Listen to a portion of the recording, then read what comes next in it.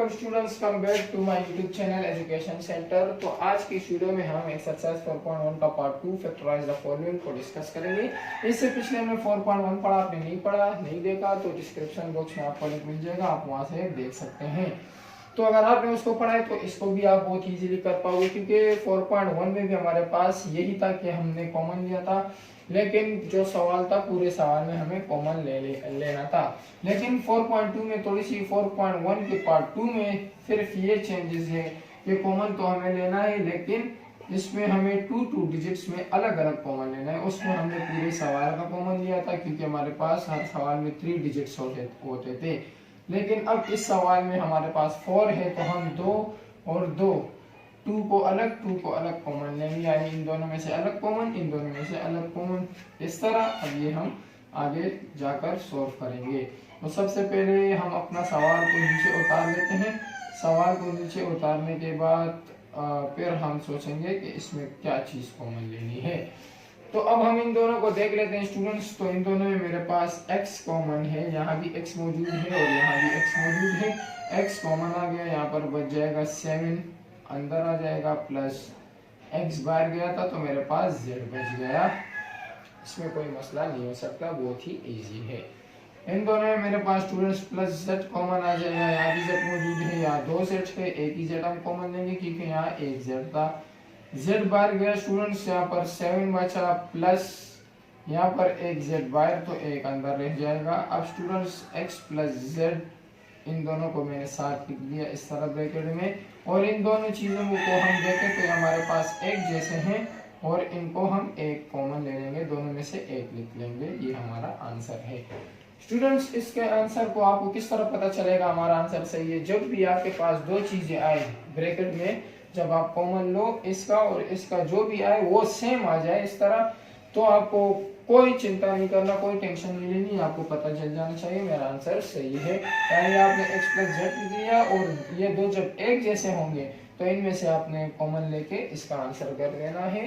तो अगर ये सेम आ जाए तो आपका आंसर सही है। सवाल नंबर 2 की तरफ बढ़ते हैं। सवाल नंबर 2 भी यहाँ पर लिखा गया है। सवाल को उतार लेंगे। 9 square B plus 18 A B square minus 6 A C minus 12 B C, ये हमारा कुछ सवाल था। अब इन दोनों में हमें कॉमन लेना है, तो इन दोनों में हमारे पास क्या चीज कॉमन है? 9 तो कॉमन है भाई 9, और ये भी 9 के टेबल में 18 आता है। अब यहाँ भी a मौजूद है, यहाँ भी b, यहाँ भी a मौजूद है, यहाँ भी b, यानी हम 9a भी पूरा कॉमन ले सकते हैं।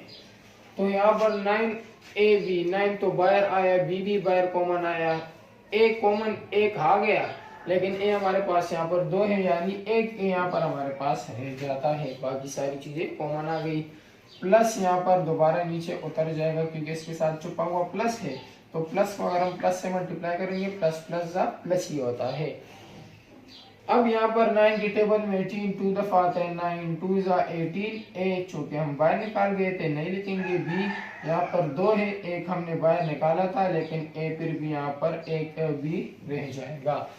अब यहाँ पर माइनस कॉमन, दोनों में माइनस है तो हमने माइनस को कॉमन ले लिया और 6 को कॉमन ले लिया, क्योंकि 6 यहाँ भी है और ये भी 6 के टेबल में आता है। अब यहाँ पर a है, यहाँ पर b है, यानी ये कॉमन नहीं ले सकते, जबकि c और c सेम है तो इसको हमने कॉमन ले लिया। अब अंदर क्या बच जाएगा? 6c, तो यहाँ बाहर आ गया, सिर्फ a रह जाएगा। माइनस माइनस प्लस, यानी प्लस को हम यहाँ नहीं शो करते हैं, माइनस माइनस फिर से प्लस हो जाएगा, 6 2 जा 12। b को हमने कोई कॉमन नहीं लिया था, b आ जाएगा, जबकि c को हमने यहाँ पर कॉमन ले लिया था, यानी हमने इन दोनों को सेम ले आए तो हमारा आंसर सही है। यानी हम यहाँ लिख लेंगे 9ab माइनस 6c और इसको ब्रैकेट पे बंद, और इन दोनों ब्रैकेट्स में से कोई एक लिख लेंगे, तो ये हमारा क्या हो जाएगा स्टूडेंट्स? ये हमारा आंसर हो जाएगा। तो 2 सवाल हमने कामयाबी से कर लिए हैं। बढ़ते हैं अपने तीसरे सवाल की तरफ कि तीसरे सवाल में हमें क्या चीज दी गई है। तीसरे सवाल में दिया गया है 60 माइनस 12p, 60 माइनस 12p हमें दिया गया है। इसके बाद हमें दिया गया है plus 4tq minus 8pq, plus 4tq minus 8, फिर 8 के बाद हमें शायद pq दिया गया है, pq तो ये हमने तीसरा सवाल अपना लिख लिया बोर्ड पर। अब इस सवाल को हम एक बार उतार लेते हैं जल्दी से, ताकि हम इसके लिए भी कंस्ट्रक्शन शुरू कर दें। स्टूडेंट्स, अब इन दोनों में एक चीज हमारे पास कॉमन है, वो है 6 कॉमन ले लिया। बाई 6 कॉमन ले लिया तो अंदर टी बच जाएगा, ये 6 तो बाहर आ गया, सिर्फ टी रह गया। माइनस 6 टू 12 आ गया हमारे पास, और पी भी यहाँ पर आ जाएगा क्योंकि पी को हमने कॉमन लिया ही नहीं है। तो यहाँ हमें हमें कॉमन लेने पर ये चीज हासिल हुई। यहाँ पर +4 कॉमन आ जाएगा, जबकि यहाँ पर हमारे पास क्यू और क्यू भी कॉमन है तो हम ले लेंगे। स्टूडेंट्स, अब हमारे पास यहाँ पर 4 1 4 क्यू भी आ गया है बाहर, तो हमारे पास सिर्फ टी ब्रैकेट में अंदर रह जाएगा, प्लस माइनस माइनस 4 2 8 क्यू बाहर गया था, क्यू हम नहीं लेंगे, जबकि पी हमने कोई कॉमन नहीं लिया तो पी यहाँ आ जाएगा। अब देखें मेरे पास ब्रैकेट फिर सेम आ गया, तो 6 + 4 क्यू को मैंने इसी तरह लिख दिया, जबकि t - 2p ये हमारे पास सेम आ जाएगा। तो ये हमारा आंसर हो गया सवाल नंबर 3 का। सवाल नंबर 4 की तरफ हम बढ़ते हैं। हमें सवाल नंबर 4 क्या दिया गया है? सवाल नंबर 4 हमें दिया गया x² + 9rs। सवाल नंबर 4 दिया गया है r² + 9rs। उसके बाद हमें दिया गया है -7rs - 63s², -7rs - 63s²। तो इस तरह का कुछ सवाल गिवन है। दोबारा से हम सॉल्व लिख कर सवाल को उतार लेंगे ताकि इसके लिए काम शुरू करें, हम इस सवाल को सॉल्व कर लें। तो ये मैंने सवाल को दोबारा उतार लिया, फिर से वही दो में से कॉमन और दो में से अलग कॉमन लेंगे। तो इन दोनों में हमारे पास एक ही चीज कॉमन है, सिर्फ r। यहाँ r² है जबकि यहाँ r है, तो r कॉमन आ जाएगा। यहाँ 1r बाहर आया तो एक r अंदर रह जाएगा, प्लस प्लस प्लस ही आ जाएगा। ये r है, इसको v मत समझ लेना, r है। अब यहाँ पर 9 तो कॉमन 9 तो अंदर ही आ जाएगा क्योंकि कॉमन हमने सिर्फ r लिया है, और s बच जाएगा। r यहाँ पर हमने बाहर कॉमन ले लिया। माइनस यहाँ पर दोबारा दोनों माइनस है तो एक माइनस कॉमन आ जाएगा, और 7 कॉमन आ जाएगी क्योंकि 63 के टेबल में 7 के टेबल में 63 आता है, और s भी हमारे पास मौजूद है यहाँ पर तो s भी हम कॉमन ले लेंगे। अब यहाँ पर 7s को तो हमने बाहर ले लिया, तो हमारे पास r बच जाएगा, माइनस माइनस प्लस r बच जाएगा, माइनस माइनस प्लस आ जाएगा मेरे पास। फिर मेरे पास यहाँ पर क्या चीज आ जाएगी? फिर मेरे पास यहाँ पर 7 9 = 63, 7 9 = 63, 1s बाहर और 1s इज अंदर। तो हमारे पास ये दोनों चीजें कॉमन आ गई, r - 7s हमने लिख दिया और इन दोनों में से कोई एक को उतार दिया, तो ये हमारा क्या हुआ? आंसर हो गया सवाल नंबर 4 का। अब सवाल नंबर 5 की तरफ बढ़ते हैं हम कि सवाल नंबर 5 हमें क्या दिया गया है। तो बुक में हम चेक कर लेते हैं, बुक में हमें क्या दिया गया है। भाई सवाल नंबर 5 है y²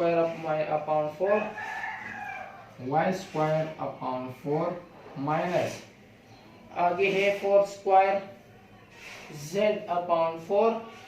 4² दिया गया है, z/4 दिया गया है। उसके बाद दिया गया है z² t/9 minus z² t/9, और शायद आगे भी है जी, आगे भी है plus z² tz/9 plus z² tz/9। तो ये हमें सवाल नंबर 5 गिवन है। अब हमें इसको भी हमने हल करना है, तो इसको हम किस तरह हल करेंगे चले देख लेते हैं। पहले इन दोनों में कॉमन ले लेंगे। कॉमन क्या आ जाएगा भाई? यहाँ पर y² है जबकि यहाँ कोई y² नहीं है, दोनों जगह 4 मौजूद है। सॉल्व लिख कर यहाँ पर पहले हम अपने सवाल को उतार लेंगे, और रूल इज रूल, सवाल को उतारना लाजमी होता है। तो सवाल को हम जल्दी से उतार लेंगे ताकि हम आगे बढ़ सके। तो इन दोनों में क्या कॉमन आ जाएगा? नीचे तो 4 आ जाएगा, ऊपर कोई भी ऐसी चीज नहीं है जिसे हम कॉमन ले सकें, यानी मौजूद है नो, कोई भी ऐसी चीज मौजूद नहीं है जिसे हम कॉमन ले सके। तो हमारे पास क्या आ जाएगा? 1 आ जाएगा। यहाँ पर हम इसको ब्रैकेट में बंद करके आप लेंगे तो 4 तो मेरे पास कॉमन आ गया, यहाँ पर मेरे पास क्या बच जाएगा, वाई स्क्वायर। 4 कॉमन आ गया, यहाँ पर मेरे पास वाई स्क्वायर बचा, माइनस अपनी जगह आया, ये 4 मैंने कॉमन ले लिया, मेरे पास बचा 4 स्क्वायर जेड। समझ आया? इसमें से मैंने इन दोनों में से 1/4 कॉमन ले लिया। अब जब मैंने ब्रैकेट डाला तो इस चीज में 4 तो मैंने कॉमन ले लिया और 1 जो इसके साथ छुपा हुआ है वो भी मैंने कॉमन लिया था, वाई स्क्वायर सिर्फ बच गया ऊपर, माइनस अपनी जगह, यहाँ भी 4 मैंने कॉमन लिया तो 4 स्क्वायर जेड बच गया। अब यहाँ पर हमें कॉमन लेना है तो जेड स्क्वायर टी कॉमन आ जाएगा, भाई यहाँ पर भी जेड स्क्वायर है, यहाँ पर भी जेड स्क्वायर, यहाँ पर भी टी है, यहाँ पर भी टी, तो जेड स्क्वायर टी कॉमन आ गया, नीचे दोनों में 9 है तो 9 भी कॉमन आ जाएगा उसी की तरह। अब यहाँ पर मेरे पास क्या बच जाएगा भाई, यहाँ पर 1 बच जाएगा, क्या बच जाएगा, 1। जब यहाँ पर 1 बचा, अब माइनस प्लस माइनस हो जाएगा, जेड स्क्वायर टी बाहर आ गया था मेरे पास, यहाँ पर मेरे पास बच जाएगा जेड, यहाँ पर मेरे पास बच जाएगा जेड। तो ये इसका आंसर है। अब इस सवाल में ये कॉमन नहीं है, लेकिन जरूर नहीं है कि आपने हर सवाल में कॉमन लाना है। ये सवाल इस किस्म का है कि इसमें ये कभी कॉमन आ ही नहीं सकते। इसका आप आंसर भी पीछे बुक में चेक कर सकते हैं, इसका यही आंसर आ रहा है, क्योंकि इसका ये बीच वाली चीजें जो है ना ये भी कॉमन नहीं है। तो आप टेंशन ना लेना कि भाई इसमें तो कॉमन आए थे, हमने कॉमन ले लिए थे, इसमें कॉमन क्यों नहीं है। तो ये सवाल ही इसी किस्म का है कि इसमें कोई कॉमन चीज़ें बीच में है ही नहीं, ना थी, तो इसका ये लास्ट आंसर आ जाएगा।